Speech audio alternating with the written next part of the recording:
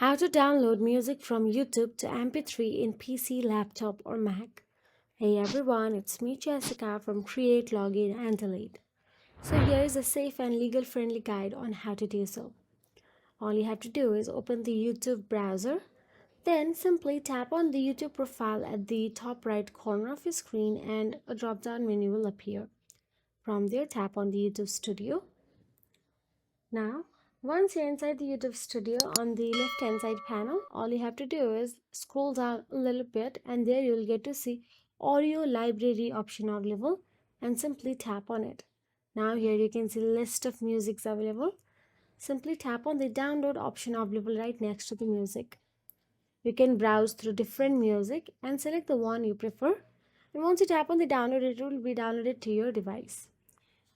So that is it. If you found this video helpful, please like, share and subscribe our channel and thank you so much for watching.